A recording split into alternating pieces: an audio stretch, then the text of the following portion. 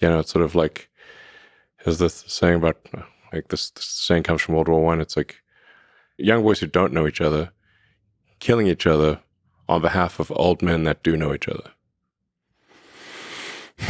The hell's the point of that? So Volodymyr Zelensky said that he's not, or has said in the past, he's not interested in talking to Putin directly. Do you think he should sit down, man to man, leader to leader, and negotiate peace? Look, I think I would just recommend do not send the flower of Ukrainian youth to die in trenches. Whether he talks to Putin or not, just don't do that. Whoever goes on the offensive will lose massive numbers of people. And history will not look kindly upon them.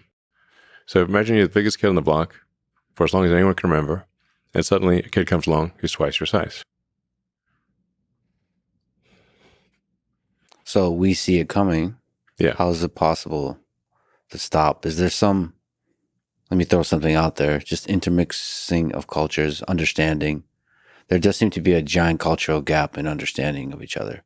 And you're an interesting case study because you are an American, obviously. You've done a lot of incredible manufacture here in the United States, but you also work with China.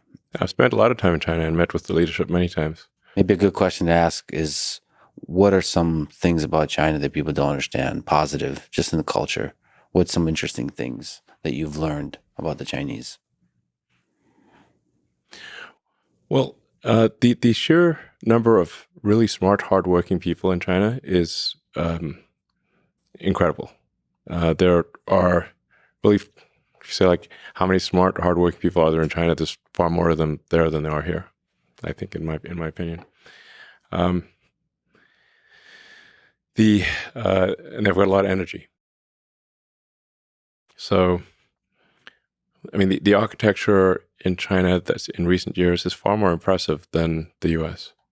I mean, the train stations, the buildings, the high-speed rail, everything. It's really far more impressive than what we have in the U.S. I mean, I recommend somebody just go to Shanghai and Beijing, look at the buildings, and go to, take the train from Beijing to Xi'an, where you have the terracotta warriors.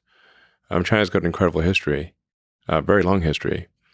And, I think arguably in terms of the use of language from a written standpoint, sort of one of the oldest, perhaps the oldest written language